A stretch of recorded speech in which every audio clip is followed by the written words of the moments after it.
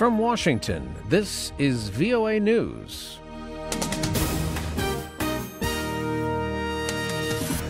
I'm Richard Sheehe reporting. Palestinian protesters clashed with Israeli troops in the West Bank for a third day on Saturday, following U.S. President Donald Trump's recognition of Jerusalem as Israel's capital. Protesters hurled stones at troops who responded using tear gas and other riot dispersal means. Mr. Trump's declaration set up a wave of protest across the West Bank, the Gaza Strip, and even the wider Arab and Muslim world. Iraqi Prime Minister Haider al-Abadi announced on Saturday that the three-year war aimed at driving Islamic State out of Iraq has been successful and has come to an end. The militant group is still capable of executing insurgent attacks in Iraq, as it did in November when it regained control of a strategic town it held near the border with Syria before relinquishing that again over the following weeks.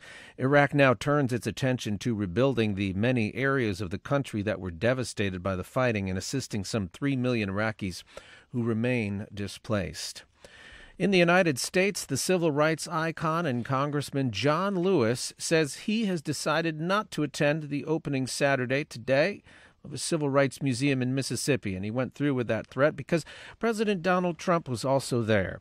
Lewis, who is 77 years old, is a civil rights icon. He worked with Martin Luther King Jr., he led the Civil Rights March on Selma, and he spoke at the March on Washington, the famous March on Washington back in 1963.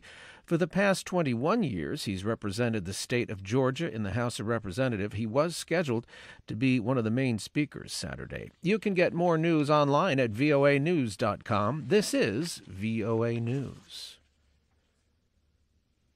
The UN Political Affairs Chief expressed willingness to ease tension on the Korean peninsula during a visit to North Korea this week. We get more from Reuters' Samantha Vadas amid a rising war of words over the North's missile and nuclear programs. It was the first UN visit to North Korea in years. Political Affairs Chief Jeffrey Feltman returning from his 4-day trip to Pyongyang on Saturday, where state media says he expressed willingness to ease tension on the Korean peninsula. It also said the UN envoy acknowledged the negative impact of sanctions on humanitarian aid to the country. Feltman's the highest-level UN official to visit North Korea since 2012.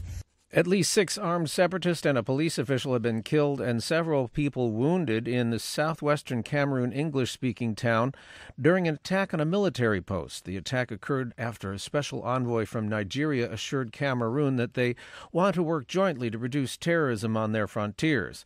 Cameroon has been complaining that armed separatists were using Nigerian territory as a training ground. We get more details from Moki Edwin Kinzeka. Cameroon Communication Minister and government spokesman Issa Chiroma says hundreds of youths armed with guns, machetes and spears attacked Cameroon's police unit in the English-speaking southwestern town of Mamfe Thursday night.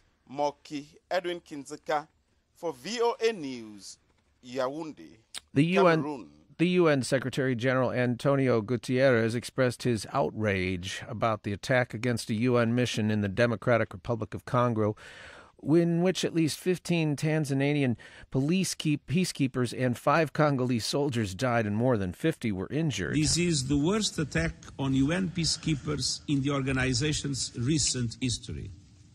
It is another indication of the enormous sacrifices made by troop-contributing countries in the service of global peace. Council members met in a closed session on Friday afternoon to discuss the attack after holding a moment of silence in tribute to the victims. Firefighters continue to battle several wind-fueled wildfires in Southern California, including a new, rapidly expanding blaze that erupted north of San Diego.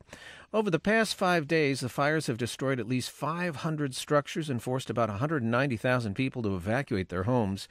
More than 5,700 firefighters, accompanied by helicopters, are spraying and dumping water and fire retardant to slow the spread of 6 large wildfires and other smaller blazes that have erupted since Monday. The fires, stoked by relentless westward Santa Ana winds, are torching areas along the Pacific coast from San Diego to Santa Barbara County, about 370 kilometers. I'm Richard Sheehe in Washington. That's the latest world news from VOA.